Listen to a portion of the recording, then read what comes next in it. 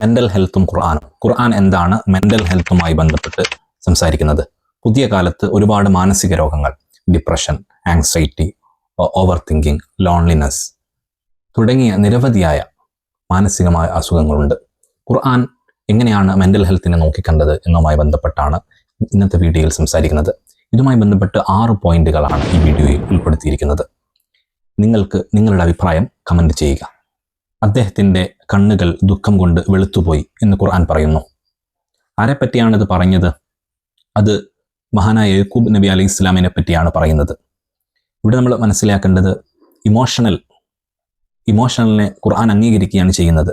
അത് അടിച്ചമർത്തുന്നതിന് പകരം തൻ്റെ മകനായ ബഹുമാനപ്പെട്ട യൂസുഫ് നബി അലൈഹി ഇസ്ലാമിനെ കാണാതിരുന്നപ്പോൾ ആ ഒരു സങ്കടത്തിൽ വലിയ രീതിയിൽ ദുഃഖിക്കുകയാണ് മഹാനവറുകൾ ചെയ്തത്. അത് ഖുർആൻ വിശദമായി വലിയൊരു ചരിത്രമായി അത് അവതരിപ്പിക്കും. രണ്ടാമത്, അള്ളാഹുവിൻ്റെ സ്മരണ ആങ്സൈറ്റി കുറക്കുന്നു.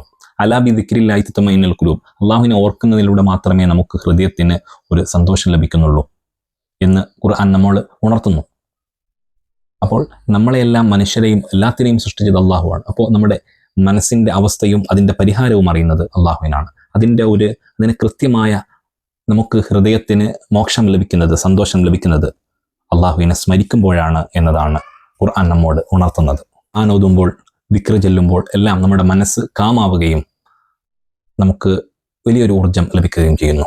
മൂന്നാമത്തത്, ഹോപ്പ് തെറാപ്പിയെ ഖുർആൻ പ്രൊമോട്ട് ചെയ്യുന്നു എന്നാണ്. എത്ര വലിയ തെറ്റ് ചെയ്തു കഴിഞ്ഞാലും അവിടെയെല്ലാം നിങ്ങൾ അള്ളാഹുവിൻ്റെ കാരുണ്യത്തിൽ ആശമുറിഞ്ഞു പോകാൻ പാടില്ല എന്ന് ഖുർആൻ പഠിപ്പിക്കുന്നു. എന്ത് തെറ്റ് ചെയ്താലും എന്ത് പ്രയാസമായാലും അവിടെയെല്ലാം രക്ഷകനായി അള്ളാഹു ഉണ്ട് എന്ന ഒരു കാര്യമാണ് ഖുർആൻ ഓർമ്മിപ്പിക്കുന്നത്. തവക്കുൽ എന്നത് ഓവർ തിങ്കിങ്ങിനെ ഒഴിവാക്കുന്നു. തവക്കുൽ എന്നത് ഓവർ തിങ്കിങ്ങിനെ നശിപ്പിച്ചു കളയുന്നു. എങ്ങനെയാണ് തവക്കുൽ ഓവർ തിങ്കിങ്ങിനെ നശിപ്പിക്കുന്നത്? ഫ്യൂച്ചറിനെ പറ്റി, നാളെ എന്താവും, ജോലി എന്താകും, അങ്ങനെ തുടങ്ങിയ ഓവർ തിങ്കിങ് വരുമ്പോൾ അവിടെയെല്ലാം അള്ളാഹുവിൽ ഏൽപ്പിക്കുന്നു എന്ന ഒരു വിശ്വാസം ആണ് അവിടെ നമ്മളെ മുന്നോട്ടേക്ക് നയിക്കുന്നത്. അഞ്ചാമത്തെ ഒരു കാര്യമാണ് സബർ, ക്ഷമ എന്ന് പറയുന്നത്. ക്ഷമയെപ്പറ്റി ഖുർആൻ നിരന്തരം പറയുന്നുണ്ട്. ഒബശിരി സ്വാബിരിയും, ക്ഷമിക്കുന്നവർക്ക് സന്തോഷ വാർത്ത അറിയിക്കുക എന്നത്. ക്ഷമയുമായി ബന്ധപ്പെട്ട് നിരവധി പ്രവാചകന്മാരുടെ ചരിത്രം ഖുർആൻ എണ്ണി സംസാരിക്കുകയും ചെയ്യുന്നു. ഇവയുടെ മഹത്വം ഇന്നല്ലാഹ മഅ സ്വാബിരീൻ, അള്ളാഹു ക്ഷമിക്കുന്നവരുടെ കൂടെയാണ് എന്നാണ് പറഞ്ഞത്. അത്രയും ഒരു ചേർത്തു പിടിക്കുന്ന രൂപത്തിലാണ് ഖുർആൻ ആ ഒരു ക്ഷമയെ അവതരിപ്പിച്ചിട്ടുള്ളത്. ആറാമത്തത്, ഖുർആൻ മൈൻഡിനെ ചികിത്സിക്കുന്നു എന്നതാണ്. അതായത് ഖുർആൻ പാരായണമാവട്ടെ, അതിൻ്റെ ചരിത്രമാവട്ടെ, എല്ലാം അത് മനസ്സിന് വലിയ ശാന്തിയും സമാധാനവും നൽകുന്നതാണ്.